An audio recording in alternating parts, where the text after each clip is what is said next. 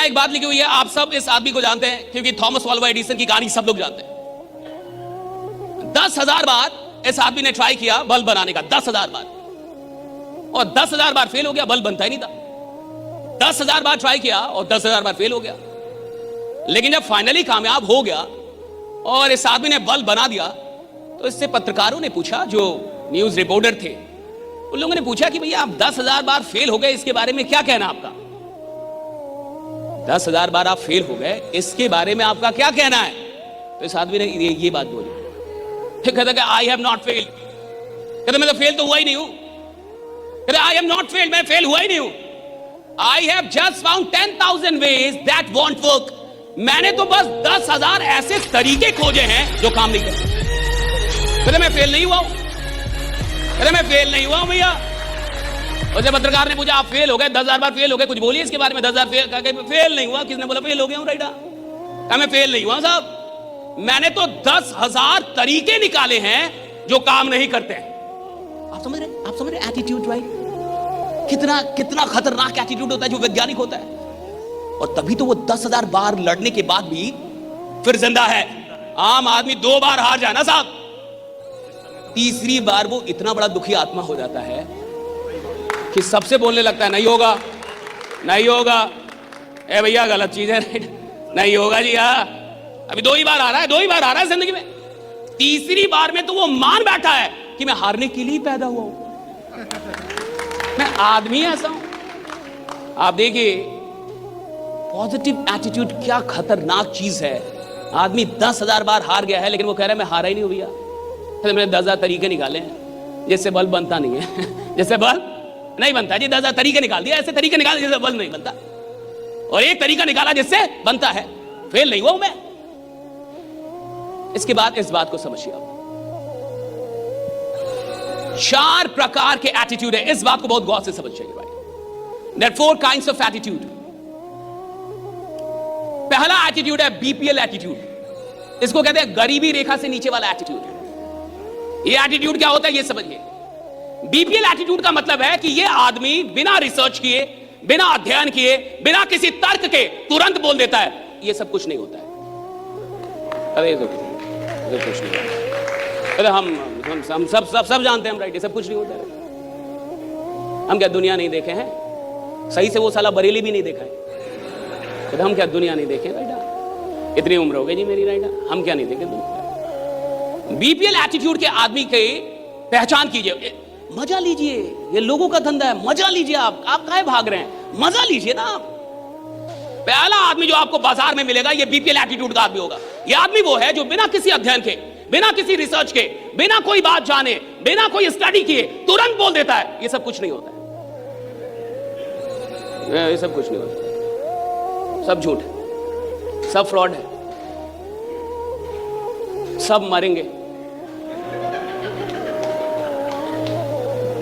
और सुनिए, कई बार ये बीपीएल वाला आदमी बहुत लोगों को डरा देता है।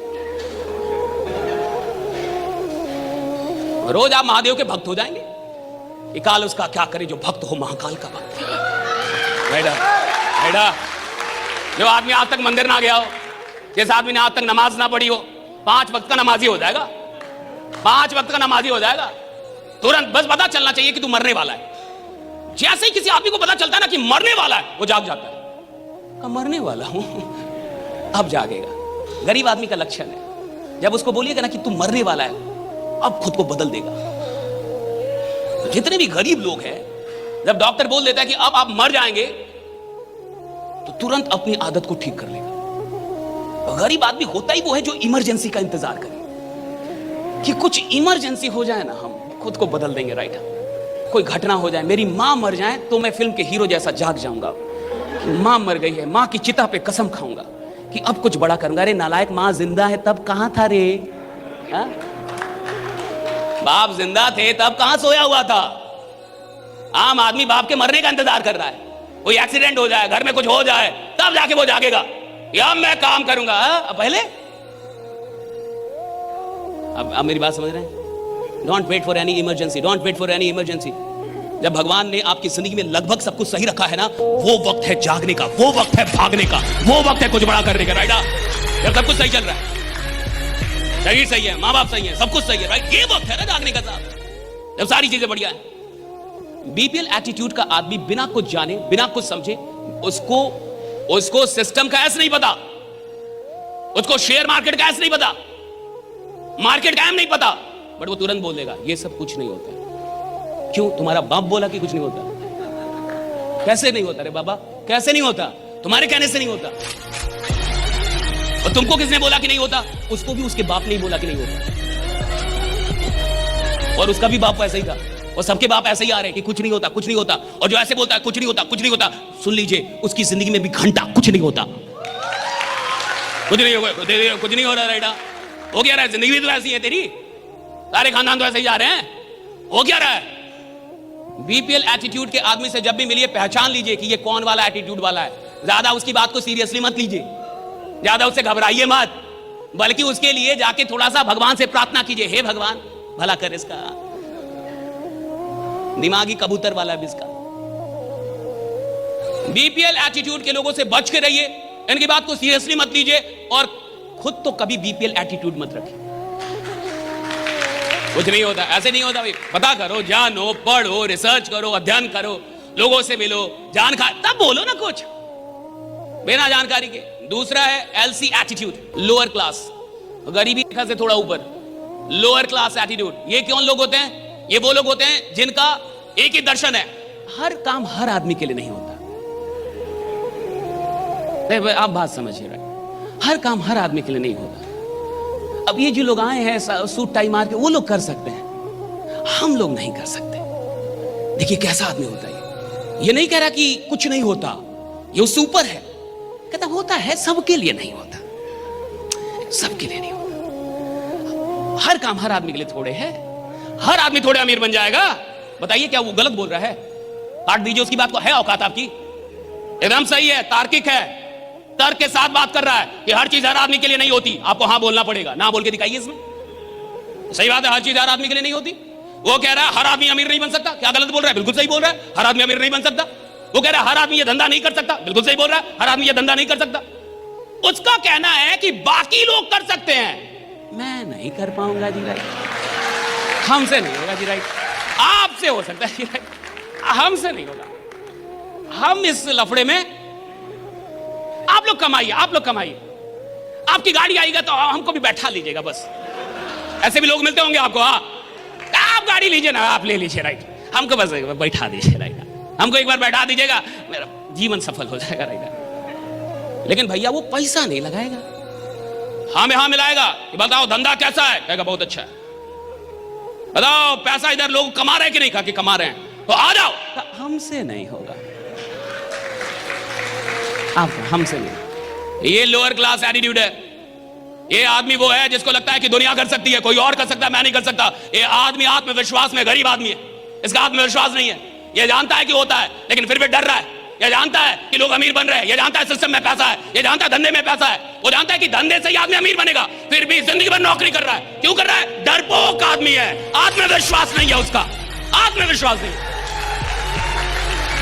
डरपोक है। डरपोक आदमी डरता है, डरता ही आदमी, डरा हुआ आदमी है। ऐसे लोग आपको भी बाजार में मिलते होंगे, मिलते हैं कि नहीं? इधर भी बैठे होंगे। आया ही इसलिए होगा कि थोड़ा देखे कैसे होता है ये, हाँ सही में लोग कमाता है का। और कुछ लोग ऐसा बोलते होंगे कि बस एक बार हमको कमाई दिखा दीजिए तब हम लगा देंगे, और जब उसको आप कमाई भी दिखा दीजिएगा तो थोड़ा टाइम और दीजिए, राइट? हाँ, सोचने का थोड़ा टाइम और दीजिए। क्या सोचेगा रे बाबा? सोच सोच के 10 खानदान मर गया तेरा, क्या सोचेगा बाबा? अब टाइम है तेरे पास सोचने का, अब कुछ कर। कितना सोचेगा, कितना? पाकिस्तान पे युद्ध थोड़े करना है, मिसाइल लेके थोड़े जाना कि सोचने दे भैया कि जान दूं या ना दूं, राइट? धंधा शुरू कर रहे हैं, धंधा शुरू करने में इतना जो सोचता है ना, वो धंधा कभी शुरू नहीं कर पाता।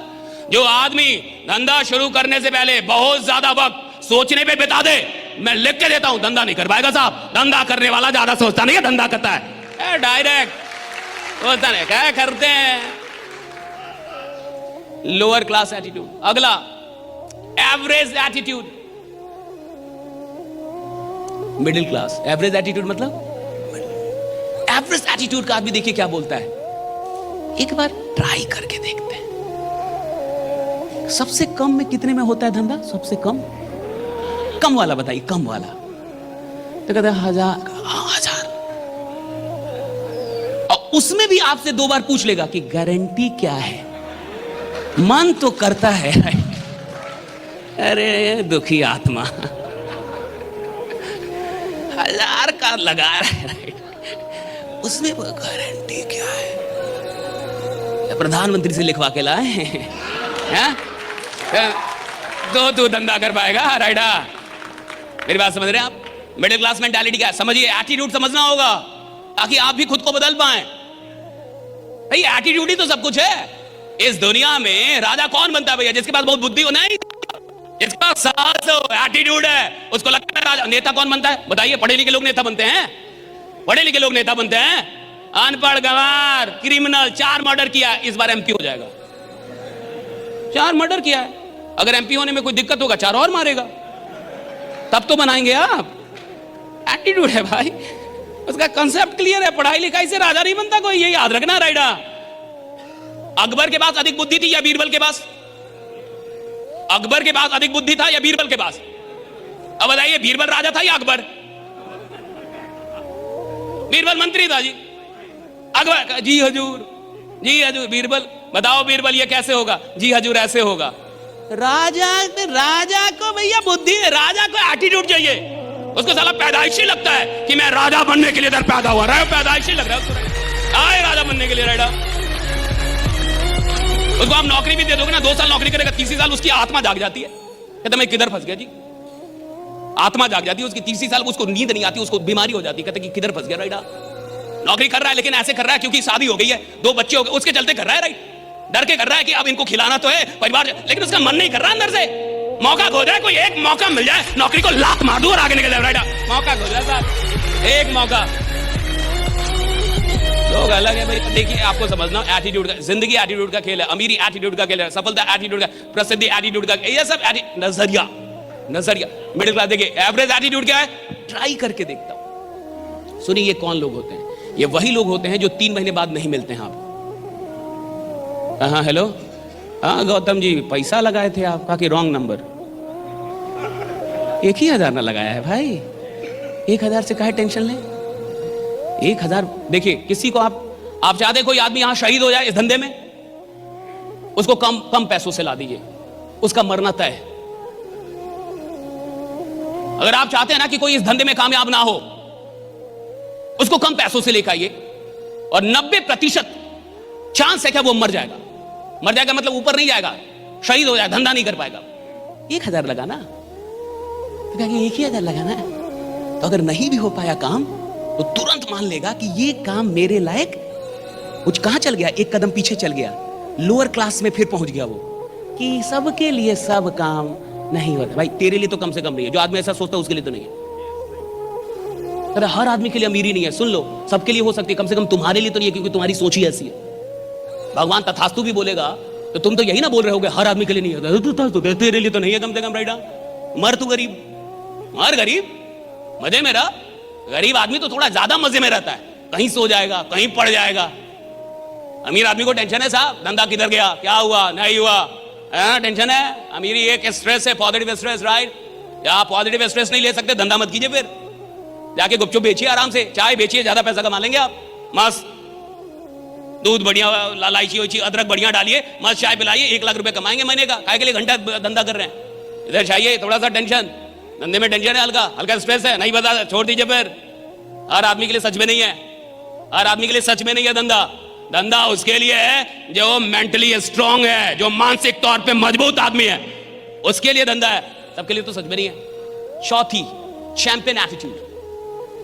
चौथा एटीट्यूड है चैंपियंस का, राइट। और चैंपियन एटीट्यूड क्या होता है ये समझ लिए। ये जो चैंपियन एटीट्यूड वाले लोग होते हैं ना, ये कहते हैं अगर इस दुनिया में, अगर इस पूरी दुनिया में किसी भी काम को, किसी भी मंजिल को, किसी भी उपलब्धि को अगर एक आदमी ने भी करके दिखाया है, अगर इस पूरे जमाने में किसी एक आदमी ने ये काम करके दिखाया है, तो मैं लिख के देता हूं दूसरा आदमी मैं रहूंगा राइडा, मैं लिख के देता हूं राइडा। ये चैंपियन, सर एक आदमी ने किया, कहा सर मैं भी कर दूंगा राइट। सर किसी और ने किया, कहा मैं भी कर दूंगा सर राइट। ये आदमी बोले का ट्राई करूंगा, है करूंगा, देखता हूं, ये नहीं कहता देखता हूं, ये कहता है कि मैं काम शुरू कर रहा हूं और 1 साल के बाद मैंने ही कि देखता हूं, दुनिया मुझको देखेगी कि भैया काम कौन कर रहा है राइडा। चैंपियन है ना, एटीट्यूड ही ऐसा है। अब आप बोलेंगे कि सर ये होता क्यों, कोई बीपीएल वाला क्यों है, कोई लोअर क्लास वाला क्यों है, कोई एवरेज एटीट्यूड का आदमी क्यों है, और कोई चैंपियन एटीट्यूड का आदमी क्यों है? सवाल तो इसका है ना कि ऐसा क्यों है? हर आदमी चैंपियन एटीट्यूड का आदमी क्यों नहीं है? हर आदमी ऐसा क्यों नहीं सोचता कि अगर तुम कमा सकते हो तो मैं भी कमा सकता हूं, अगर आप ले सकते मैं भी ले सकता हूं? हर आदमी क्यों नहीं सोचता ऐसा? आखिर हर आदमी इस प्रकार का आदमी क्यों नहीं होता? क्योंकि दुनिया का विनाश हो जाएगा, बिल्कुल हो जाएगा। हर आदमी को लगने लगेगा ना कि वो चैंपियन है तो दुनिया का विनाश हो जाएगा। नहीं हो सकता, कभी नहीं होगा, नेवर। आप ब्रह्मा विष्णु महेश को बुलवा लीजिए, आप दुनिया में किसी से भी ट्रेनिंग करवा लीजिए, आप दुनिया के टॉप ट्रेनर बुलवा लीजिए, आप सारी अच्छी किताबें बांट दीजिए, सबको सारी किताबें पढ़ा दीजिए, मैं लिख के देता हूं, फिर भी हर आदमी का चैंपियन एटीट्यूड नहीं होगा। भैया पूरे देश में एक आदमी प्रधानमंत्री होता है, पूरे राज्य में एक आदमी मुख्यमंत्री होता है, पूरे जिले में एक ही आदमी विधायक होता है साहब। भैया वो एक आदमी जो होता है ना वो अलग आदमी होता है, वो अकेला जो वो अलग आदमी है साहब, वो चैंपियन एटीट्यूड है उसका। वो जब काम करने आता है ना साहब, उसको पता है कि मैं काम को कर दूंगा, मैं ये हासिल कर। अब क्यों ऐसा क्यों होता है किसी को नहीं पता, मैं तो नहीं जानता किसी के अंदर ये बात क्यों उठती है, मुझे नहीं पता भाई। लेकिन मैं ये बता सकता हूं कि अगर आप ऐसे चैंपियंस के बीच में रहेंगे, अगर 2-4 ऐसे चैंपियन हैं जिनको आप जानते हैं और उनके साथ उठते बैठते हैं, थोड़ा वक्त बिताते हैं, मैं ये गारंटी करता हूं ये चैंपियन एटीट्यूड आपके अंदर भी आ जाएगा राइडा, ये आपके अंदर भी आ जाएगा। तो अगर कंपनी में कोई एक आदमी भी महीने का करोड़ कमा रहा है या 50 लाख कमा रहा है, यानी उसने तो दिखा दिया, उसने तो दिखा दिया ना कि हो सकता है, बाकी लोगों को तो दिख गया ना। और दिखने के बाद भी अगर आप में बेचैनी नहीं उठती, यानी आप वही हैं बीपीएल वाले। निश्चित है, मानिए मेरी बात, मानिए मेरी बात। अगर दिखने के बाद कोई बेचैन नहीं होता ना, अगर दिखने के बाद उसको आग नहीं लग रही ना कि ये आदमी 5 लाख कमा रहा है, ये आदमी 10 लाख कमा रहा है, ये आदमी 20, उसको आग नहीं लग रही, और वो ऐसा सोच रहा है कि ये 20 कमा रहा है, ये इसका भाग्य है, मैं 2 कमा रहा हूं, मेरा भाग्य है। तेरा भाग्य नहीं, तू बहुत ही दुर्भाग्यशाली आदमी है, तू गड़बड़ दर्शन लेके पैदा हो गया है। तो वही आदमी है जिसको 20,000 पे भी शक था, मान या मत मान, तो वो आदमी है जिसको ये शक था कि 20,000 भी आएगा कि नहीं। ये वही बीपीएल वाले हैं जिसको 20,000 में भी शक था उसको और सुनिए, आदमी दुनिया को वैसे ही देखता है जैसा वो खुद होता है। एक बड़ी छोटी सी अच्छी कहानी है, आपने कई बार सुनी होगी कि एक लड़का एक लड़की, छोटे बच्चे खेल रहे थे। एक लड़के के पास जो था मार्बल्स थे, वो कांच के मार्बल्स गोल गोल से, और लड़की के पास स्वीट्स मिठाइयां थी। तो लड़के ने कहा, बड़े अच्छी सीख, बड़ी अच्छी, लड़के ने कहा कि तुम मिठाइयां दे दो, मैं मार्बल्स दे देता हूं तुमको, एक्सचेंज कर लेते हैं। तो लड़की ने कहा बिल्कुल सही है, उसको मार्बल्स चाहिए थे, उसके पास मिठाइयां थी, बच्चे को मिठाइयां चाहिए थी। बच्चे ने समझदारी से क्या किया कि एक सबसे बढ़िया वाला जो मार्बल था, कांच की जो गोली आती है, बचपन में कई लोगों ने खेली होगी, उसको चुरा के रख लिया और बाकी सब कुछ दे दिया। लेकिन जो लड़की थी बेचारी, उसने सारे जो स्वीट्स थे उसके पास, सारी मिठाइयां दे दी। बात निपट गई रात में। अब वो जब लड़का सो रहा था तो उसके मन में एक बात आने लगी कि क्या पता लड़की ने भी सबसे बढ़िया मिठाइयां रख ली। उसको नींद नहीं आ रही थी, वो ये सोच रहा था कि जैसे मैंने एक सबसे बढ़िया मार्बल रख लिया, क्या पता ऐसे ही लड़की ने भी सबसे बढ़िया वाली मिठाई रख ली हो, जबकि लड़की ने सब कुछ दे दिया था। लेकिन इस आदमी के ये दिमाग में क्यों चल रहा है? क्योंकि ये बेईमान है। हर बेईमान को सामने वाले में कुछ ना कुछ बेईमानी दिखता है, और हर बेईमान आदमी को लगता है कि हर आदमी अपने स्वार्थ के लिए काम कर रहा है। आप उसके सामने संत महात्मा क्यों ना लेके आ जाए, फिर भी वो बता देगा कि इसका क्या स्वार्थ है। हर आदमी दुनिया को उसी नजर से देखता है जैसा वो खुद है। और सुनिए, आप जैसे हैं, ये बात सत्य है कि आपकी दुनिया बिल्कुल वैसी ही रहती है। भगवान ने ये बड़ी अच्छी व्यवस्था बनाई कि जिसको सिगरेट पीना है उसको सिगरेट पीने वाले मिल जाते हैं, ढूंढना नहीं पड़ता। जिसको दारू पीना है उसको ढूंढना नहीं पड़ेगा, कोई पोस्ट नहीं करना पड़ेगा कि दारू पीने वाले कृपया कर इस नंबर पे कांटेक्ट करें। उसको तुरंत मिल जाएंगे साहब, तुरंत, किधर भी छोड़ दो उसको, वो माहौल जमा लेगा अपना, उसको मिल जाएंगे। राइट। जिसको सत्संग में जाना है उसको सत्संग में भी जाने वाले मिल जाते। भगवान ने ये दुनिया बनाई बड़ी अच्छी, जिसको जो चाहिए उसको मिलेगा साहब। आपकी जैसी सोच है आपकी दुनिया बिल्कुल वैसी ही है। ये दुनिया ना तो अच्छी है ना तो बुरी है, ये दुनिया ना तो खराब है ना तो बड़ी अच्छी है, ये दुनिया वैसी जैसे आप जैसे दुनिया बिल्कुल आप ईमानदार हैं, आपको बड़े ईमानदार लोग मिलने लगेंगे। आप 100% लगाने वाले आपको मिलने लगेंगे। आप कमाल करना जानते हैं, आप चाहते कोई क्रांति आए, आपको क्रांति वाले लोग मिलने लगेंगे। आपको पता है what I'm saying, right? कोई मोहब्बत करे, उसकी मोहब्बत पूरी ना हो, नुकसान तो है, इसमें कोई शक नहीं, लेकिन उस मोहब्बत से कम नुकसान है। लेकिन कोई मोहब्बत करे लेकिन अंदर से वो मोहब्बत ना हो, अब ज्यादा नुकसान हो सकता है। और देखिए, झूठ में भी कितनी शक्ति है। फंसा तो झूठ भी देता है, झूठ भी फंसाता है। आजकल तो आप एक धंधा कर रहे हो, और भी धंधा कितने मार्केट में चल रहे हैं। आजकल तो शादी वाला नया धंधा शुरू हुआ है। पूरी परिवार बनी हुई है, शादी होती है, रात रात तक सारा माल समाप्त तो फिर वो दूसरी जगह शादी करते हैं वो लोग, ऐसे चलते हैं। राइट। लेकिन आप सोच के देखिए, मोहब्बत तो की होगी उस आदमी ने, दिखावटी ही की, आदमी फंस तो गया। झूठ से भी आदमी को उतना ही डरना चाहिए साहब। आपको ये लगता है ना कि आप ऐन मौके पे काम पे उतर जाएंगे, ऐन मौके पे सर मैं लग जाऊंगा, नहीं होता साहब। अगर आप लगातार कुछ दिनों तक आराम करते रह गए तो आपको फिर स्टार्ट करने में बड़ी परेशानी होती है, बड़ी परेशानी होती है। फिर आदमी को समझ में नहीं आता कि अब वो फिर से कहते हैं ना, बहुत लोग आपको मिलेंगे कि सर वो एनर्जी नहीं आ रहा, वैसा सर वाइब्रेशन नहीं आ रहा, वैसा कुछ हो नहीं रहा। क्यों नहीं हो रहा? क्योंकि तू 6 महीने तक नालायक रहा है, एक दिन नहीं। 6 महीने तक तूने मौज मारे हैं, 6 महीने तक तूने आराम किया है, 6 महीने तक तूने इग्नोर किया है, तब जाके 7वें महीने में ये बीमारी पकड़ी है।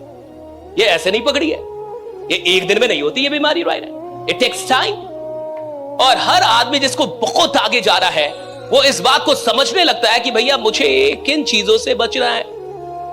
मैं चाहता हूं कि हम और आप 2025 को सच में बहुत खतरनाक बनाए। देखिए, इस पूरे सेशन का नाम है इग्नाइट द फायर विदिन। अपने अंदर आग लगाइए, क्योंकि मुर्दों में तो बाहर से भी आग लगा दिया जाता है। जो आदमी मुर्दा है उसको तो बाहर से ही आग लगा दिया जाता है, उसकी तो पूरी व्यवस्था होती है, 10 आदमी मिलकर लगाता है उसको आग। अंदर में आग होनी चाहिए, जिसके अंदर में आग है वो जिंदा है। और अंदर की आग का क्या मतलब है? अंदर की आग का एक ही मतलब है, ये दिल मांगे मोर। अंदर की आग का क्या मतलब है? देखिए, अंदर की आग का क्या मतलब है, इसको समझिए। अंदर की आग आप में है या नहीं है, इसका क्या मतलब है? एक ही मतलब है, ये दिल मांगे। अगर आपका ये दर्शन है कि ये दिल मांगे मोर, यानी आपके अंदर में आग है, अभी भी वो आग है, ये दिल मांगे मोर। राइट। मेरे को 5 लाख आ गया है, और सही 50 आ गया, और सही भाई, ये दिल मांगे मोर।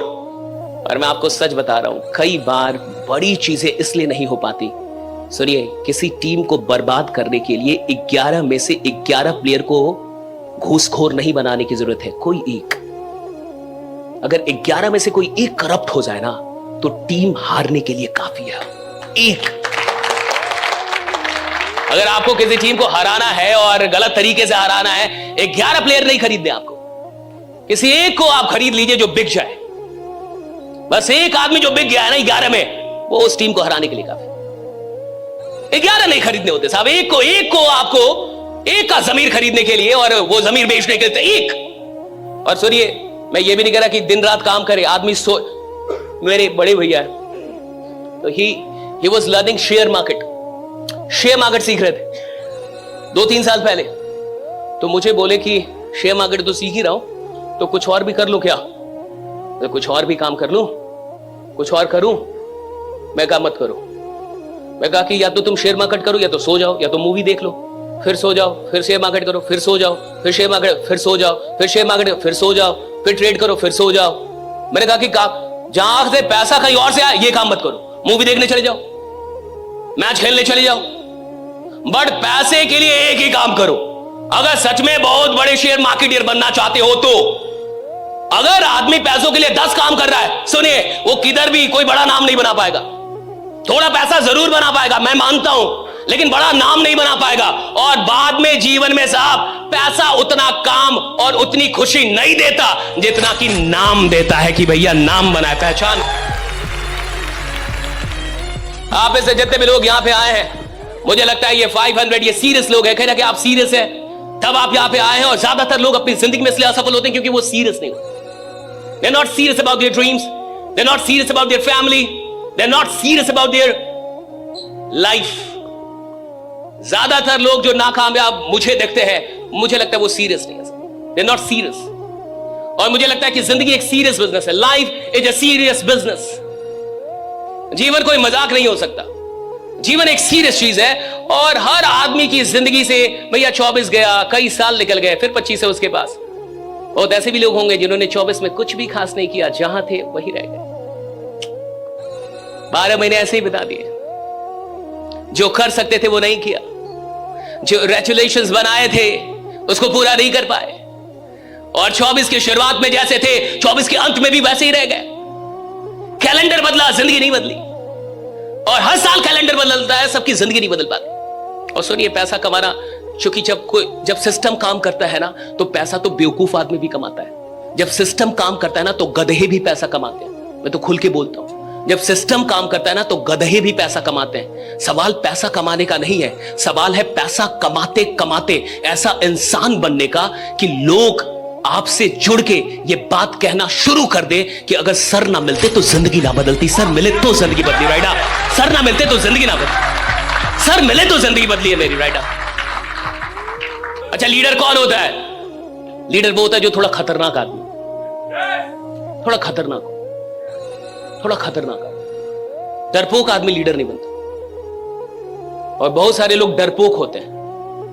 डरपोक आदमी के लिए लीडरशिप नहीं है। Leadership is all about courage, right? Courage to fight, courage to face any situation, right? Courage to not give up even at the worst condition, right? Leadership courage का काम है। कई लोग कहते हैं ना कि नेता बनने के लिए एग्जाम होना चाहिए। अरे नालायक, नेता बनने के लिए एग्जाम नहीं होता। नेता को कभी एग्जाम देना में एग्जाम का काम ही नहीं है नेता बनना। बहुत सारे पढ़े लिखे लोग बड़े डरपोक होते हैं। जो जितना पढ़ लेता उतना डरपोक हो जाता है। कई बार तो मैंने यही देखा, पढ़े लिखे आदमी को एक लाठी मार दो, उसका पूरा खानदान अंदर रहेगा, घर से बाहर ही नहीं निकलेगा। और लीडर बनने का मतलब होता है लड़ना, लोगों के लिए फाइट करना, पुलिस की लाठी खाना। जो पुलिस की लाठी नहीं खाएगा लीडर नहीं बन सकता। वो लाठी खाता है साहब, लोगों के लिए लड़ता है, लाठी खाता है और जान के जाता है कि लाठी पड़ेगी। उसको पता है लाठी पड़ेगी, वो लाठी खाने के लिए तैयार है, दर्द बर्दाश्त करने के लिए तैयार है। पढ़े लिखे लोग डरपोक होते हैं, उनका उतना दर्द बर्दाश्त करने के लिए तैयार नहीं है। पढ़ा लिखा आदमी कंफर्ट में रहना चाहता है, उससे तो काम करने का दर्द बर्दाश्त नहीं हो रहा, लाठी का कहां से होगा?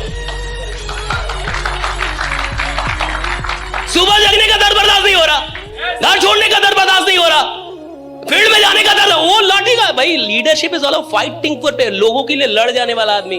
माथा फोड़ वाले, खून गिर रहा हो लेकिन बाप बाप ना करे, खून गिर रहा और मां बांध रहा इधर, और चल रहा है इनकलाब चल रहा है, राइट? हाँ, दो लीडर पैदा होते हैं। लोग कहते पढ़ाई, पढ़ाई का मसला ही नहीं है लीडर बनना। भाई पढ़ा लिखा आदमी, बहुत पढ़ा लिखा आदमी जिले का मालिक बनता है, जिले का, क्योंकि वो सोचता है मेरे को जिले का मालिक। डीएम बनता है, डीएम 17 घंटे पढ़ के 18 घंटे। उधर कोई आदमी लालू यादव जैसा आता है, कहता मेरे को पूरा राज्य चाहिए। जिला समझ में नहीं आता, I want the whole state, मेरे स्टेट चाहिए पूरा दे दो। वो सीएम बन जाता है। दोनों की नॉलेज में कितना अंतर है, डीएम और, लेकिन पावर किसके पास ज्यादा है? क्यों? क्योंकि सोच किसकी बड़ी है? तुमने जिले के बारे में सोचा और कोई राज्य का मालिक होने के बारे में सोच क्या चल। लोग कहते हैं गड़बड़, गड़बड़ नहीं है साहब, तुम्हारा दिमाग गड़बड़ है, तुम समझ नहीं पा रहे।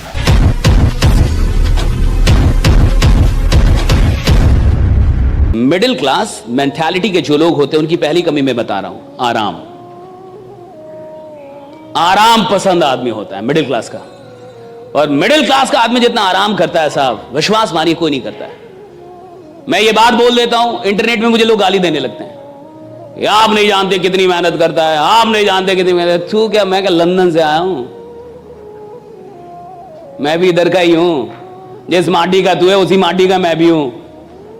मेरे को नस नस पता है, नस नस। मिडिल क्लास बहुत मेहनत, कुछ नहीं करती मिडिल क्लास। 8 घंटे की नौकरी करती है, वहां 8 घंटे गाली देती है बॉस को।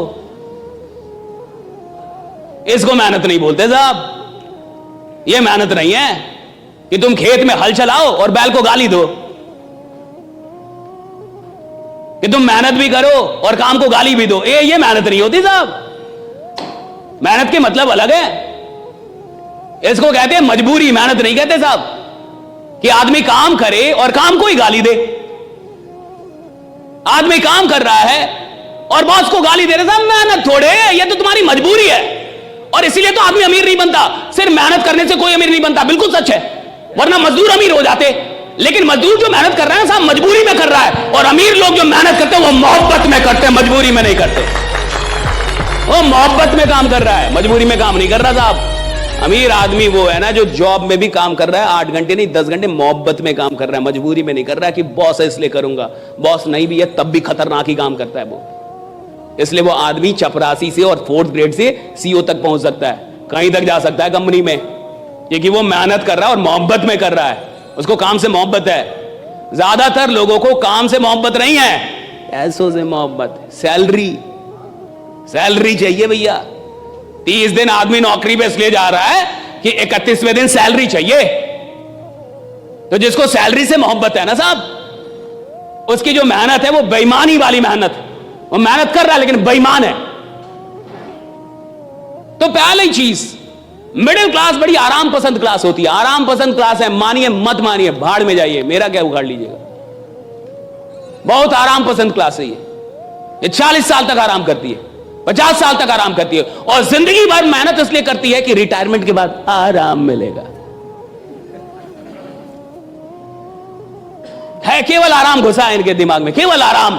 इस देश के बहुत सारे मां बाप सुनेंगे अभी मुझे, ये चल जाएगी वीडियो, डाल देना राइट।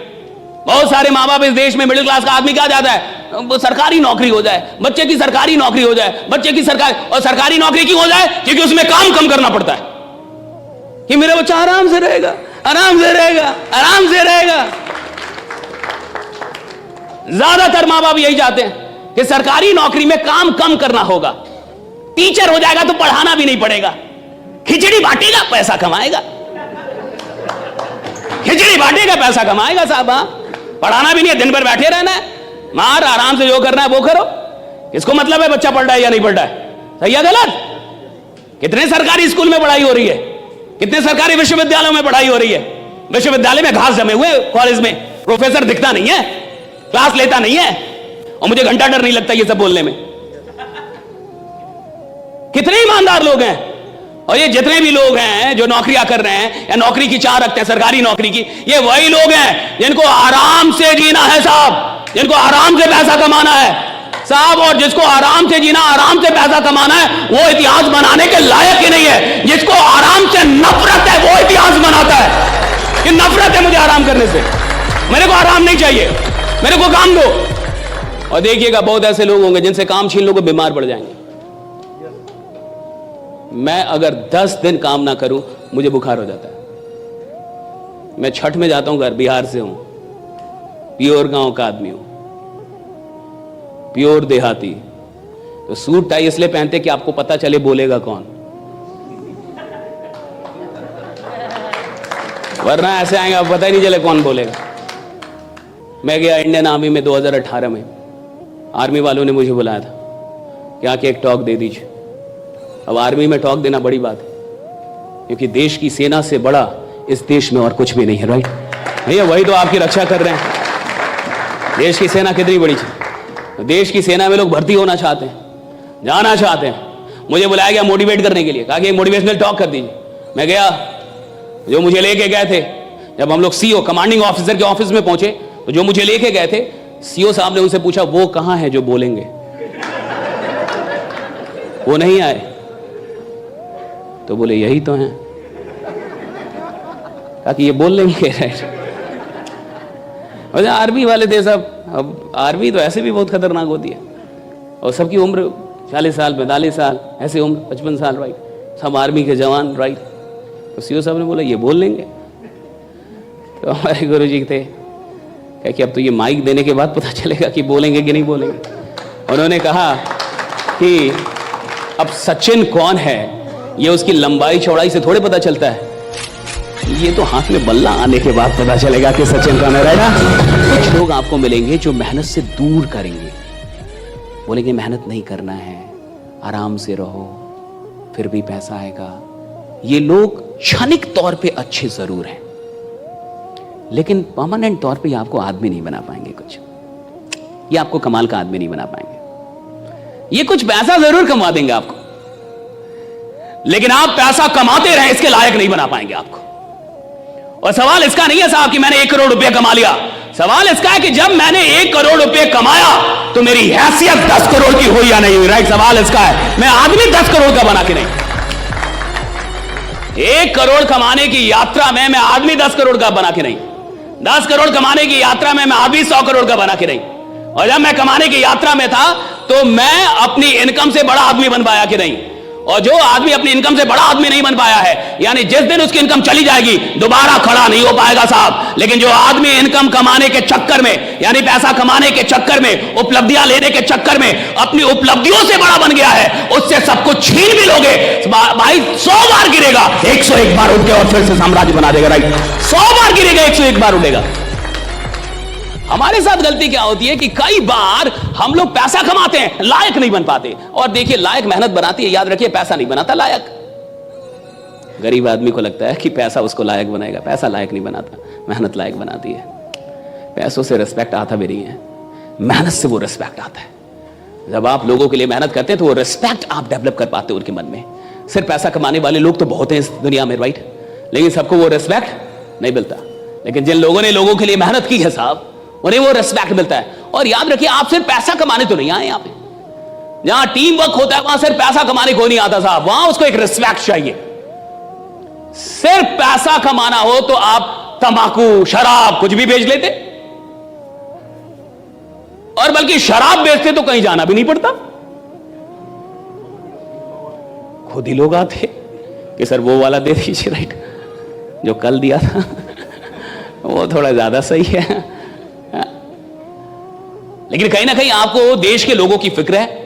आप चाहते हैं कि ऑर्गेनिक लोग चीजों का उपयोग करें, आप चाहते हैं उन्हें कोई बीमारी ना हो, आप देश के लोगों को स्वस्थ रखना चाहते, उनको हॉस्पिटल से दूर रखना चाहते। आप नहीं चाहते कि भारत का कोई भी आदमी हॉस्पिटल में जाए, परिवार में कोई भी आदमी बीमार है, आप ये नहीं चाहते, और आप इसके लिए काम कर रहे हैं। और जब आप इस उद्देश्य के लिए काम कर रहे हैं कि भैया ये देश स्वस्थ रहना चाहिए, लोग स्वस्थ रहने चाहिए, भैया तब आपको आराम से नफरत हो जानी चाहिए कि मैं अपनी जिंदगी में कितने लोगों से मिल लूं, कितने लोगों को बता दूं, और किसकी जिंदगी कब तक, ये कौन जानता है साहब। टी सीरीज के मालिक की बेटी नहीं रही, पोती, उसको कैंसर हो गया, वो जर्मनी में इलाज चल रहा था। क्या टी सीरीज के पास पैसों की कोई कमी है? जर्मनी में इलाज चल रहा था। हम और आप इतने आश्वस्त कैसे कि हम जीते ही रहेंगे? मर तो कोई भी कभी भी सकता है ना, मौत तो कभी भी किसी की भी आ सकती है। और टी सीरीज का पास इतना पैसा, अभी आपने न्यूज सुना होगा, वो जर्मनी में इलाज चल रहा था कैंसर का, राइट, और डेथ हो गया, नहीं बचा पाए वो लोग। और यंग बच्ची एकदम अभी 20s में होगी शायद, और एकदम यंग लड़की, और नहीं रही। आप सोचिएगा, इतना पैसा हो के भी मौत को तो नहीं टाला जा सका ना, रीजन था कैंसर, राइट। और आप जिन चीजों पे काम कर रहे हैं वहां पे इसके भी तो ना होने की संभावना बनती है। और देखिएगा कि जब आप किसी को बीमारी से दूर कर देते हैं साहब, तो आप उसके लिए खुदा हो जाते हैं। पहले के टाइम में राजतंत्र था। राजतंत्र क्यों था? क्योंकि राजा का बेटा जब राजा बनता था तो राजा के बेटा ने जिंदगी भर पैसे देखे। पैदाइशी राजा है, पैदाइशी पैसा देख रहा है। गरीब आदमी को तुम बड़ा बना दो, उसका दिमाग घूम जाता है। आज तक पैसा देखा नहीं, अचानक से पैसा आने लगा, तो आप देखिए छापे पड़ते हैं तो निकलता है 3,000 करोड़, किसी के घर में निकलता है 1,600 करोड़। तू खा रहा है उसको, कर क्या रहा है उसका, लेकिन वो दे नहीं पाएगा, टैक्स बचाएगा, चोरी कर रहा है, क्यों? गरीब रहा हो। अंग्रेज बहुत चालाक थे, अंग्रेज बड़े चालाक थे, बुद्धिमान थे थोड़े। जो ये IAS IPS होता है ना, सिविल सर्विसेज, राइट? आपको पता है अंग्रेजों के वक्त में इसका एग्जाम कहां पे होता था? लंदन में। आपको बनना कहां पे सिविल सर्वेंट? इंडिया में। एग्जाम देने किधर जाना पड़ेगा? लंदन।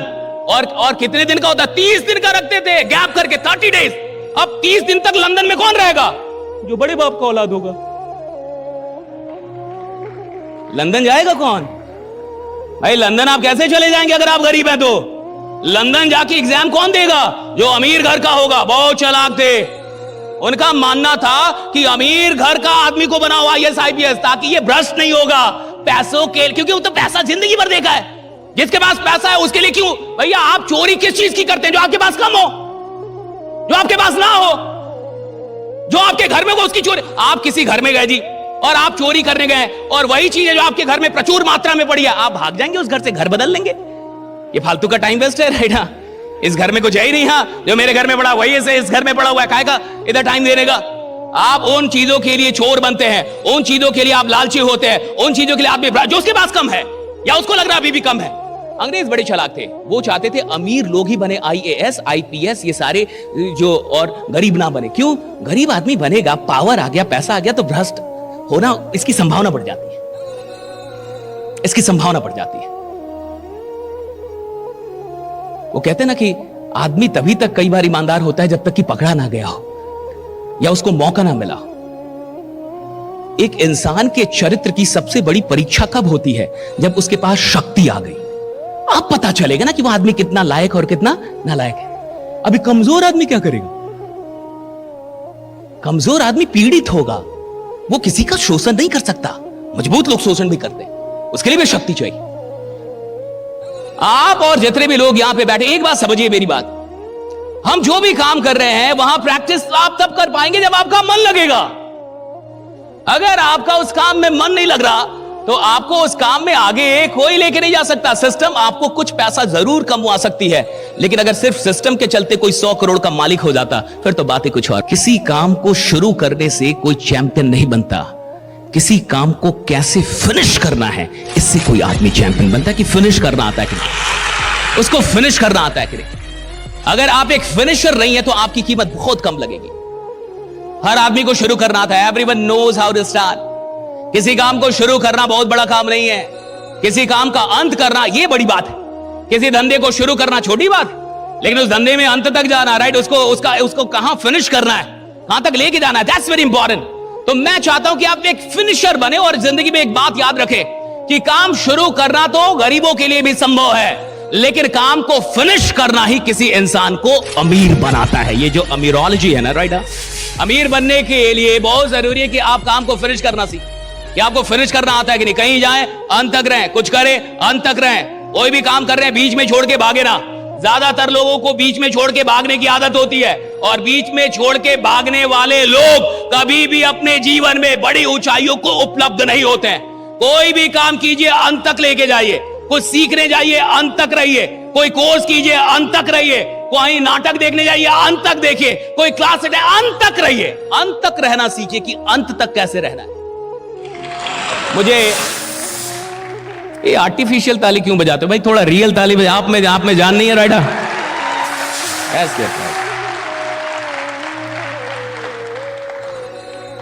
टेक्नोलॉजी की दुनिया में आदमी एक दिन इतना नालायक हो जाएगा कि सच में वो बोलेगा कि मेरे लिए कोई मशीन ताली बजाए। कहेगा मेरे दोनों हाथ बहुत। और देखिए, जब आप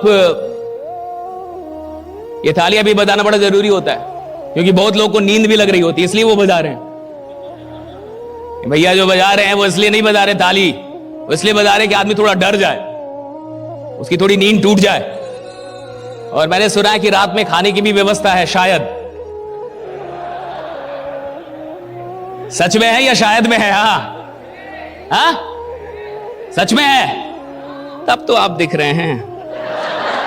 ये क्लैरिटी जो है ना, जब इंफॉर्मेशन क्लियर होता है ना, मजा आ जाता है साहब। देखिए, जिसके पास क्लियर इंफॉर्मेशन होगा ना कि खाना मिलने वाला है, यानी पूजा के बाद प्रसाद मिलेगा, वो आदमी बढ़िया ढंग से पूजा करेगा कि भाई प्रसाद की व्यवस्था है, उसको पता है। और मान लीजिए कोई कंफ्यूज है कि है कि नहीं है, तो वो कई बार बाहर चला जाएगा कि कुछ हो रहा है भाई कि नहीं हो रहा है, दिख रहा है कुछ, राइट। भारत का आदमी क्या चाहता है? भारत का आदमी चाहता है कि कोई उसकी लॉस का गारंटी ले ले। मतलब ये नहीं चाहता कि प्रॉफिट हो। नहीं सर, भारत का आदमी इतना भी लालची नहीं है। गलत इल्जाम ना लगाया जाए। पूरी दुनिया की नजर किस पे? भारत पे। ऐसे सारे सिस्टम की नजर कहां पे है? भारत पे। सब लोग चाहते हैं भारत में आओ, भारत का बाजार सबसे बड़ा है, भारत के लोग कह रहे भाई नोटबंदी, नोटबंदी के बाद भी बहुत नोट है, यहां बहुत नोट पड़ा हुआ है। भारत में कोई गरीब वरीब नहीं है साहब। और अगर आपको गरीब दिख रहा है तो आप ये मत समझिए कि वो गरीब है, आपकी आंखों में भी कुछ खराबी हो सकती है। वो गरीब मत मानिए उसको। जो साधारण आदमी बैठा हुआ है और आपको लगता है बहुत साधारण होगा, औकात पे आएगा तो आपकी औकात लगा सकता है। रखा है उसने भी बहुत सारा।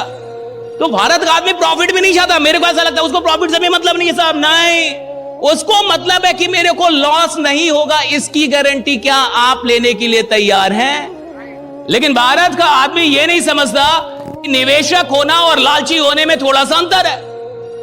एक निवेशक को यह पता होता है, एक इन्वेस्टर को यह पता होता है कि मैं कितना भी बड़ा आदमी क्यों ना हूं, मुझे भी लॉस हो सकता है, मुझे भी लॉस। भैया जिसके साथ पूरा देश चलता है ना, कई बार सरकार चलती है, उसको भी लॉस हो जाता है। तुम्हारे साथ कौन चल रहा है? लेकिन ये आदमी बोलेगा मेरे को लॉस नहीं चाहिए। कौन हो बाबा? क्यों नहीं चाहिए? कहा नहीं, मेरे को लॉस नहीं चाहिए सर, भले प्रॉफिट हो चाहे ना, लॉस नहीं होना चाहिए। और सुनिए, जिस आदमी को लॉस बर्दाश्त ना हो उसको बाजार में आना ही नहीं चाहिए। जिसको घाटा नहीं चाहिए उसको बाजार में आना ही नहीं चाहिए। वो बाजार के लायक ही नहीं है, वो बाजार के लायक ही नहीं है। मैं खुल के बोल रहा हूं ये बात। अगर आपको लॉस नहीं चाहिए, अगर आप चाहते मेरे को लॉस ना हो, भैया अडानी को लॉस हो सकता है, अंबानी को लॉस हो सकता है, टाटा का शेयर नीचे आ सकता है, एसबीआई का शेयर नीचे। तुम कौन हो भाई? क्यों नहीं होगा लॉस? क्यों नहीं होगा लॉस? लेकिन भारत के अंदर बहुत अलग कंसेप्ट है साहब। मैं चूंकि मैं इतनी ट्रेनिंग दे रहा हूं, मुझे अब लगभग 10 साल हो गए ट्रेनिंग देते 10 साल से तो मैं ट्रेनिंग ही दे रहा हूं, लोगों से ही मिल रहा हूं। वो कितना भी बोले ना, मेरे को डर नहीं लगता सर, मेरे को डर। उधर जाके वो डरा ही हुआ है।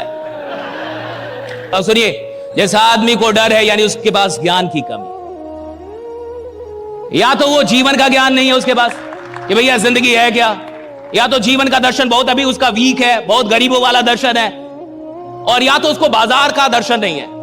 दो चीजों की फिलॉसफी आपके पास बड़ी स्ट्रांग होनी चाहिए, एक जीवन की और दूसरी बाजार की। एक तो जिंदगी का दर्शन बड़ा क्लियर होना चाहिए कि आप लॉस से डर रहे हैं, एक दिन आप मरने वाले हैं, यह निश्चित है। आप कोरोना में बच गए इसका यह मतलब नहीं है कि अब आप अमर हो गए। मरना तो तय है साहब, आप एक ना एक दिन मरेंगे, आप निश्चित मरेंगे। भले आपको लॉस हो ना हो लेकिन मरेंगे जरूर आप। भले आप कितना भी प्रॉफिट कमा ले लेकिन मरेंगे आप। देखिए, जीवन का दर्शन पहले क्लियर होना चाहिए कि इस जीवन का एक दर्शन क्लियर हो कि मुझे मरना है साहब। आप मरेंगे, डेफिनेटली मरेंगे, कि मेरे को मरना ही मरना है। आप कोई भी हो आप मरेंगे, आप जो भी हो आप मरेंगे। अच्छा, इसको जानना अलग है, इसका एहसास होना अलग है। हर आदमी को पता है वो मरने वाला है, एहसास बहुत कम लोगों को होता है। और जिस आदमी को एहसास होगा कि मैं मरने वाला हूं, और जब इस जिंदगी में जिंदगी ही नहीं रहेगी तो मुझे किसी लॉस से क्या घंटा फर्क पड़ता है, जब जीवन ही एक दिन नहीं रहने वाला। अच्छी बात है आप शुरुआत में बैठे। ये कहानी आपने सुनी होगी ना, बहुत बार आपने ये कहानी सुनी होगी कि एक आदमी था, एक आदमी था, किसान था, गरीब किसान था, मिट्टी के बर्तन वर्तन कुछ बनाता था, जाके बाजार में शहर में बेचता था। उसके पास एक गधा था। एक दिन उसको मिट्टी की चीजों में एक बढ़िया सा हीरा जैसा कुछ चमकता हुआ टुकड़ा दिख गया। उसने गधे के गले में बांध दिया कि मेरा गधा सुंदर लगे। उसको नहीं पता था कि वो हीरा है, तो उसने गधे के गले में बांध दिया। एक व्यापारी ने देखा कि गधे के गले में हीरा बंधा हुआ है, तो व्यापारी को भी नहीं पता था कि ये हीरा है लेकिन चमक रहा था। तो उसने कहा कि ये दे दे मेरे को, उसी के गांव का। कहा कि ले लो। कहा कितने में देगा? कहा कि 2 केजी गुड़ दे दो। कहा कि दिया। 2 केजी गुड़ में वो ले गया, वो और ले जाके तराजू में लगा दिया। वो तराजू में कि तराजू बढ़िया दिखेगा, उसको फिक्र थी कि गधा बढ़िया दिखेगा, इसको फिक्र थी कि तराजू बढ़िया दिखेगा। कहानी कहती है कि एक आदमी उधर आया और वो था जौहरी। वो उसकी दुकान पे आया तो उसने देखा कि इसके तराजू पे तो हीरा लगा हुआ है। तो उसने कहा कि ये हीरा देगा मेरे को? हीरा नहीं बोला, बोला ये पत्थर दे दे मेरे को। तो कहा कि ले लीजिए। कहा कितने में देगा? कहा कि 200 रुपये में दूंगा। कहा कि 150 में दे दे। कहा कि 150 में नहीं दूंगा, 100 रुपये की तो गुड़ दे दिए, 100 रुपये का तो फायदा होना चाहिए। कहा कि दे दे 150 में। कहा कि 150 में नहीं दूंगा, 200 में दूंगा, 100 रुपये की तो फायदा होनी चाहिए। तो उस आदमी को लगा, वो था थोड़ा सा कंजूस जौहरी, तो उसको लगा कि अगर आगे बढ़ जाऊंगा तो बुला लेगा। कई बार आदमी कपड़ा उपड़ा खरीदने जाता है तो आगे निकलता है, उसको लगता है कि बुला लेगा सेल्समैन कि आइए आइए ले लीजिए। बट अब सेल्समैन भी बदल गए, अब नहीं बुलाते हैं। तो आदमी को बड़ा दुख होता है, बुलाया नहीं। धीरे धीरे निकलता आदमी कि बुला लेगा। पहले ऐसा होता था, 4 कदम बढ़ते ही 5वें पे आवाज आ जाइए सर सर ले लीजिए। अब नहीं, अब निकलना है निकल जाइए आप। अब टेक्निक बदल गया है। अब ये बेचारा सोचे बुला लेगा, नहीं बुलाया। नहीं बुलाया तो बड़ा दुख हुआ इसको। कहा कि अब तुरंत तो नहीं जाऊंगा, शर्म आएगी, 2-4 घंटे बाद आऊंगा, ले लूंगा इससे। तब तक इन 2-4 घंटों में एक आदमी की मर्सिडीज वहीं खराब हो गई। वो जा रहा था शहर, उधर से ही गुजर रहा था। उस आदमी को भूख लगी, वो आया उसी किराने की दुकान पे। उसने देखा कि भैया इसके तराजू पे तो हीरा लगा हुआ है। उसने बोला कि भैया ये देगा, टुकड़ा देगा, ये दे दे मेरे को, दे देगा। कि कितने में देगा? कहा कि देखिए सीधा सीधा हिसाब है, 150 बोला था, उसको नहीं दिया, 200 से नीचे दूंगा ही नहीं। 200 दीजिएगा तो दे दूंगा। वो तुरंत लिया, 200 दिया, उसकी गाड़ी सही हुई, तुरंत भागा कि कहीं लेना ले। 2-4 घंटे बाद वो आया जो कंजूस जौहरी था। उसने देखा कि उसके तराजू पे वो हीरा नहीं है। कहा कि हीरा कहाँ गया? कहा कि वो पत्थर कहाँ गया? कि वो साहब वो तो एक आदमी ले गया 200 में। कहा तूने 200 में दे दिया? उसको दे दिया तूने? कहा कि हाँ, तो आपको बोला तो आप नहीं ले रहे थे, आप 150 में नहीं ले रहे थे। अरे नालायक, तेरे को पता वो क्या था? क्या था? हीरा था, वो लाखों की चीज थी और तूने 200 में दे दी। कितना बड़ा बेवकूफ है तू। तो उसने कहा कि मालिक मुझे तो नहीं पता था तो मैंने दे दिया, आपको कितना बड़ा बेवकूफ मानो।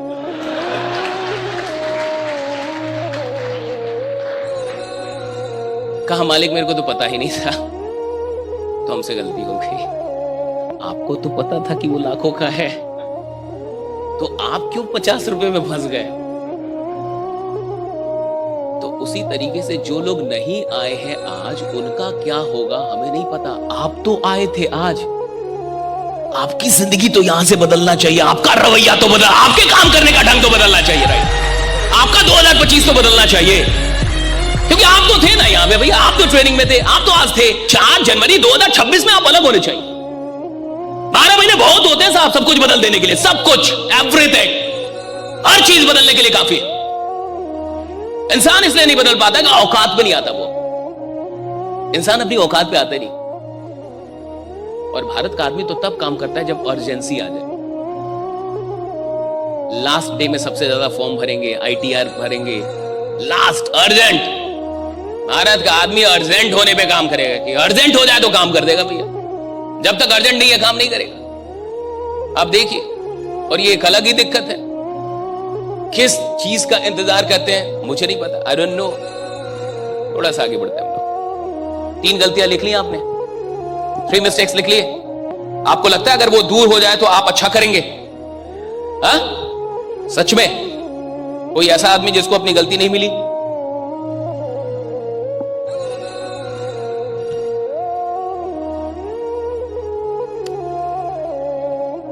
मिल गई? या आप इतने विशुद्ध आदमी है कि आप में कोई गलती नहीं करता सर में? ऐसे तो आदमी नहीं है ना आप कि आपसे कोई गलती नहीं हो रही।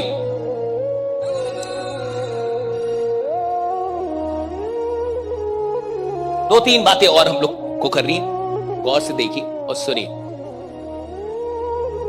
याद रखिएगा कि आपके बदले कोई काम नहीं करता सर, ये याद रखिए। काम फाइनली अपने सपनों के लिए खुद ही करता है। आपके सपने, मेहनत आपकी हो। जिस आदमी का सपना बड़ा बनना है वो डिपेंडेंट होता नहीं, किसी का इंतजार नहीं करता। पहली चीज, वो किसी का इंतजार नहीं करेगा कि ये आएंगे तो काम होगा, ये नहीं आएंगे तो काम नहीं होगा।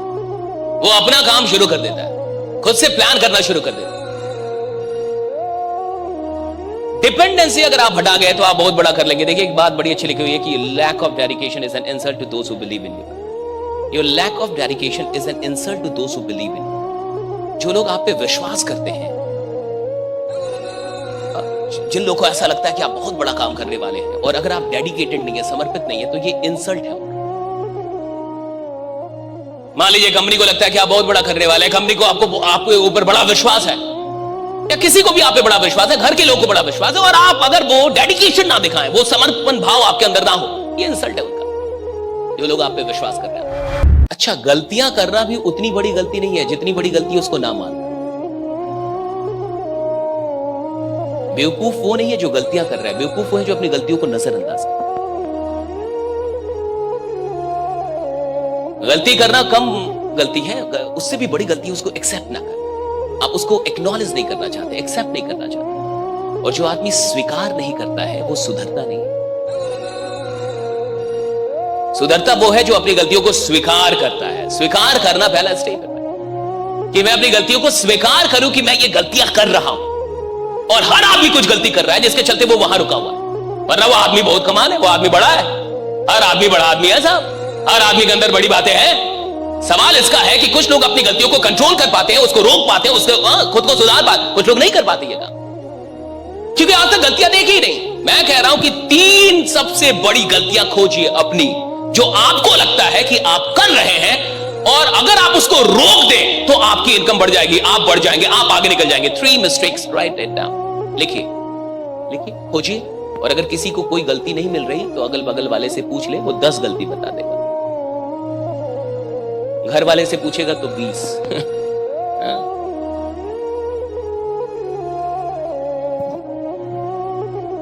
लिखिए, बहुत जरूरी है, ताकि इस प्रवचन से आपको कुछ फायदा भी हो, इस सेशन से आपको फायदा हो। लेकिन बी अ वर्कशॉप, है ना,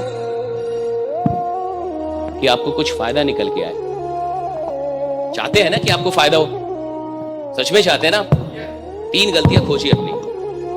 find out 3 mistakes of your life. 3 ऐसी गलतियां जो आप बार बार कर रहे हैं और आपको ऐसा लगता है कि अगर मैं इसको रोक दूं तो मैं बहुत आगे निकल सकता हूं। कोई ऐसा आदमी जिसको गलती नहीं मिल रही, अच्छा अगर आपको कोई गलती नहीं मिल रही तो ये सबसे बड़ी गलती है आपकी। अगर आपको लगता है आप कोई गलती नहीं कर रहे तो आप, ये लगना ही बहुत बड़ी गलती, ये लगना बहुत बड़ी गलती है। आप यहां रहते ही नहीं है, गलती ना करने वाला आदमी है भाई यहां नहीं है। मैं भी कुछ गलती कर रहा हूं तो ही आपके बीच आके खड़ा हूं, वरना बहुत आगे रहता। हर आदमी कर रहा है, हर आदमी, इंसान का स्वभाव है गलतियां करना। जो ये नहीं मान रहा, स्वभाव है, उसकी स्वभाव में गलतियां करना। और एक लीडर का काम होता है अपनी गलतियों को चेक करना, फिर से चेक करना, सुधारना, फिर से संकल्प लेना। संकल्प टूटेगा फिर लेंगे, टूटेगा फिर लेंगे, टूटेगा फिर लेंगे, 10 बार छूट जाएंगे, फिर आगे बढ़ेंगे। संकल्प टूटते हैं, टूटने दीजिए, फिर लेते हैं संकल्प। हर 90 दिन पे वही गलतियां आप फिर से करने लगते हैं, जिन गलतियों को दूर करने का शपथ लेते हैं आप। यहां से मैं शपथ लेता हूं ये गलती, 90 दिन बाद वही कर रहा हूं। हर 90 दिन पे ये साइकिल फिर से चलाना पड़ता है, हर 90 दिन पे ये साइकिल फिर से चलाना पड़ता है। क्या करना? अपनी 3 गलतियां खोजना, उस पर काम करना। एक आदमी को आगे बढ़ने के लिए इतना ही तो करना है, अपनी गलतियों को खोजना, उस पर काम करना है, अपनी गलतियों को खोजना, उस पर काम करना है, अपनी गलतियों को सुधारना है। That's it. एक आदमी के आगे बढ़ने में सिर्फ उसकी गलतियां उसके बीच में, अगर वो अपनी गलतियों पे ध्यान दे गया, अगर उसने गलतियां मानना शुरू कर दिया कि हां मैं गलती कर रहा हूं, वो आदमी आगे बढ़ जाए। अभी क्या होता है, ज्यादातर आम आदमी क्या सोचता है कि मैं गलती नहीं कर रहा, मोदी जी गलती कर रहे हैं, मैं गलती नहीं कर रहा, सरकार गलती कर रही है जी, मैं गलती नहीं कर रहा, कंपनी गलती कर रही है जी, मैं गलती नहीं कर रहा, ये कर रहे हैं गलती जी, अपलाइन की गलती है जी, डाउनलाइन की गलती है जी, इनकी गलती, उनकी। जब तक आपको लगता है कि दूसरों में गलतियां हैं, दूसरों में कमियां हैं, तब तक आप साधारण रहेंगे। जिस दिन आपको लगने लगेगा कि कमियां मेरे अंदर है, उस दिन असाधारण बनने की यात्रा शुरू हो जाती है। उस दिन से आप एक्स्ट्राऑर्डिनरी बनते हैं। You become extraordinary when you start realizing that all the mistakes are in you, not in others, right? दूसरों में नहीं है साहब, आपके अंदर है, जो आपको रोक के रखती है, जो आपको आगे नहीं बढ़ने देती। अगर आगे बढ़ना है तो 3 मिस्टेक्स खोजिए जो आप 25 में नहीं करना चाहते। एक प्रोफेसर साहब थे, एक बड़ी अच्छी कहानी, एक प्रोफेसर साहब और एक फिलोसोफर, 2 लोग थे। तो एक प्रोफेसर साहब और एक फिलोसोफर, दार्शनिक, और एक प्रोफेसर जो कॉलेज में पढ़ाते हैं, दोनों बड़े अच्छे दोस्त। तो दोनों में विवाद हो गया कि कहने का असर होता है कि नहीं। तो प्रोफेसर साहब ने कहा कि कहने का कोई असर नहीं होता, सब बेकार की बातें हैं। लोग कहने आप क्या मान रहे हैं, उससे होता है जी। हाँ? और जो रहीम उत्तम प्रकृति का करित कुमित कुसंग, और चंदन विष व्यापत नहीं लपटत रहत। चंदन में थोड़े विष आता है, भले उसमें सांप, लेकिन वो तो रहीम कहते हैं कि भाई अच्छा आदमी कहीं भी रहेगा अच्छा ही रहेगा, लेकिन वो रहीम के ऊपर तक जाए तब तो, उस स्तर का हो तब तो। आप थोड़े रहीम के स्तर में। एक अच्छा आदमी अगर 5-10 बुरे आदमी से गिरा है तो संभावना यही है कि वो भी बुरा होने वाला है। इतना कंट्रोल नहीं है उसका कि वो संगति में बुरा ना हो। और कोई भी नशा वो नशा नहीं होता, संगति का नशा होता है। आप संगति छोड़ दीजिए, शराब छूट जाएगी। आप संगति छोड़ दीजिए, सिगरेट छूट जाएगा। आप संगति छोड़ दीजिए, जिनके साथ पीते होते हैं उनका साथ छोड़ दीजिए, देखिए छूट जाएगा। क्योंकि नशा चीजों का नहीं है, संग का है। अब देखिए, प्रोफेसर साहब का मानना था कि कहने होने का कोई प्रभाव नहीं होता, और दार्शनिक का मानना था नहीं, कहने का प्रभाव होता है। तो दार्शनिक को लगा कि इसको क्या करे कि इसको समझ में आ जाए कि कहने का प्रभाव। एक दिन जब प्रोफेसर साहब अपने कॉलेज में पढ़ा रहे थे, तब ये दार्शनिक जो था वो इनके घर पे पहुंचा और इनकी वाइफ से मिला। और चूंकि ये तो दोस्त थे, पुराने दोस्त थे ये लोग, वाइफ उनको जानती थी, पहले से ही जानती थी। तो उन्होंने वाइफ से कुछ बात की कि ऐसा ऐसा कुछ करना है। तो वाइफ कही कि नहीं नहीं, मैं तो ऐसा कुछ नहीं कर सकती। तो कह नहीं, आप मेरे कहने से मेरी मदद कीजिए, कुछ समझाना है इसलिए आप ऐसा कीजिए, मेरे कहने से। अब वो उतना बोले और पहले की दोस्ती है तो वाइफ मान गई कि ठीक। अब पूरा इन लोगों ने प्लान बना लिया। अब सुनिए क्या हुआ। अगले दिन जब प्रोफेसर साहब जगे और जग के बेटी होता है ना कि आप अपनी बेड पे है और चाय वाइफ बना के लाती है, ऐसी वाइफ मिल जाए अगर तो आप बहुत सौभाग्यशाली हैं, राइट? तो वरना आजकल तो पुरुष ही बना रहे हैं।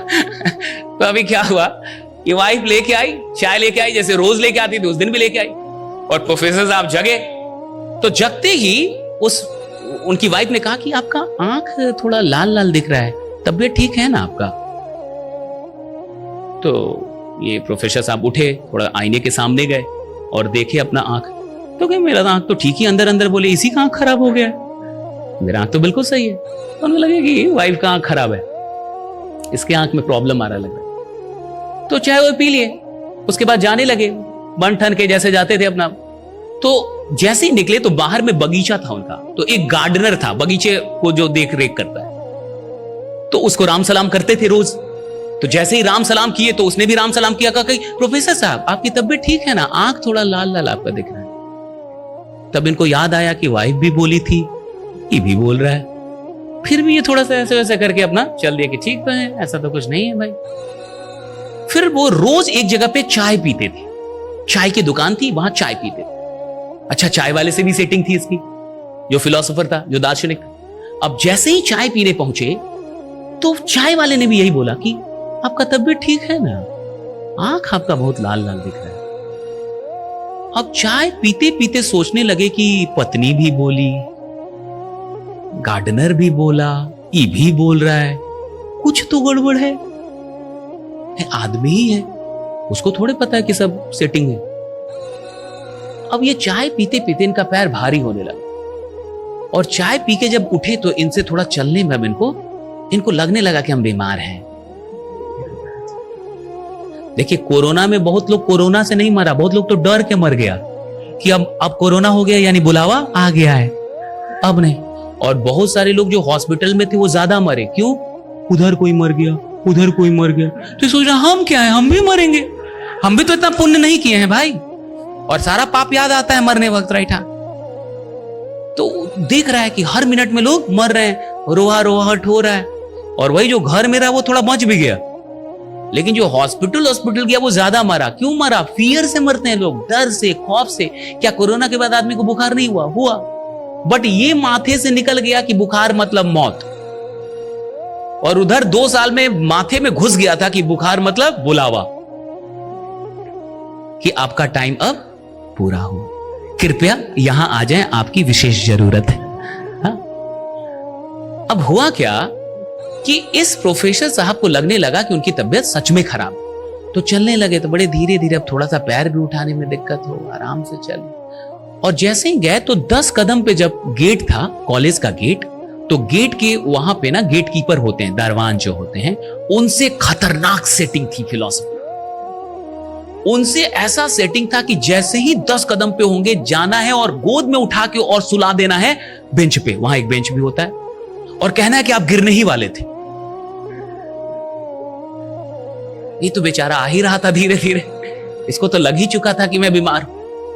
तुरंत आया गार्ड, एकदम पकड़ा खट से और सुला दिया एकदम। कहा कि गिरने वाले थे आप, गिर जाते अभी आप अब तो ये कांपने लगे वहीं सोए सोए। अरे बाप रे, सुबह से ही खराब है। मैं तो पूरा बुखार हो गया था इनको, कांपने लगे, ठंड बुखार सब। उधर से दार्शनिक आया और कहा कि भाई ये सब सेटिंग था, बट अब तो दवा खाना होगा क्योंकि बुखार हो चुका है। जानने से तो बुखार नहीं ना उतरेगा, राइट? हाँ, अब तो दवा। बोलने का बहुत प्रभाव होता है जिंदगी में, इस बात को याद रखिएगा, बोलने का बहुत प्रभाव होता है। अपने बारे में अपने अगल बगल के लोगों को गड़बड़ ना बोलने दो। कोई आपसे कह रहा है आप नालायक हैं, तो आप भी मत मानिए कि मैं भी नालायक हूं, तू भी नालायक है, सब मिलके नालायक होंगे ना। आदमी क्यों छोटा रह जाता है? क्योंकि उसके अगल बगल के लोग उसको बार बार ये एहसास दिलाते हैं कि तू छोटा ही रहेगा, तू बड़ा काम नहीं कर सकता, राइट? और वो भी मान रहा है गलती उसकी भी है, गलती उसकी भी, कि उन्हीं के साथ उठ बैठ रहा है। अगर आपको जिंदगी में बहुत आगे जाना है, 2-4 ऐसे लोग रखिए जो फालतू का ही आपसे बोले कि आप कमाल के आदमी हैं, आप बहुत बड़ा कांड करेंगे। आपसे बड़ा कोई, यानी आप इतिहास बनाने के लिए पैदा हुए हैं। ये जितने भी नेता बनते हैं, आपको क्या लगता है नेता अकेले नेता बनता है? जब तक उसके 10 लोग ना होना, उसके अगल बगल नेता बन ही नहीं सकता। वो 10 लोग उसको नेता बनाते हैं, जो बार बार बोलते हैं कि आपसे मिलता हूं तो मुख्यमंत्री नजर आता है। कहा एक कट्ठा और बेचो। कहा सर हमको नहीं पता, हमारे विधायक तो आप हैं। कहा कि 2 कट्ठा और बेचो। हाँ, ये 10 लोग उसको बनाते हैं साहब। नेता अकेले कभी नेता नहीं बन सकता, मैं लिख के देता हूं। अगर उसके पास ये 10 लोग ना होना जो बार बार उसको एहसास दिलाते हैं कि आप जीतेंगे साहब, आप जीतेंगे, आप बिल्कुल जीतेंगे, बार बार वही हौसला देता है, नेता तो मर जाएगा साहब उन 10 के बिना, उन 10 के बिना मर जाएगा, नेता पैदा ही नहीं हो सकता। चुनाव जबकि आदमी लड़ता भी है ना, तो अकेले नहीं लड़ पाता, उसको भी कोई 10 लोग बोलता है कि लड़िए ना, आप खड़ा तो होइए एक बार। गजब आप डर रहे हैं, एक बार खड़ा तो होइए आप, पूरा गांव आपके साथ है। हाँ, तो वो उठता है, अकेले नहीं उठ सकता साहब। और कई बार मोहब्बत भी होती नहीं है, लोग मोहब्बत करवा देते हैं कि तुम ही को देख रही थी रे बाबा, मानो तो राइडा, भले ना देख रही हो, इसको शक हो जाता है मेरे को देख रही थी। अरे देख रहे थे भाई, हम बता रहे हैं राइडा तुमको। लोग मोहब्बत करवा देते हैं, मोहब्बत ना भी हो तो करवा देंगे। लोग नेता बनवा देते हैं, उसको नहीं बनना था, उसको 4 आदमी मिलकर नेता बना दिया। ताकि आप बनिए तो महाराज, अब खड़ा तो होइए आप। हाँ चलिए, आप आज से चप्पल छोड़ दीजिए, ऐलान कर दीजिए कि अब मैं चप्पल नहीं पहनूं। ऐसे करके नेता से सब कुछ छुड़वा देते हैं। 2-4 साल हारता है, 2-4 बार हारता है, तो 5वीं बार जनता दया पे जितवा देती है। मर जाएगा रे, दे दे अब इसको वोट, मर जाएगा ये, 4 बार से हार रहा है। और जैसे ही 5वीं बार जीतता है, वो 10 लोग तब तक जिंदा ही रहते, कहते हम ना कहते थे आप जीतेंगे, हमें पता था आप जीतने वाले, राइडा जानते हैं नेता बनेंगे आप।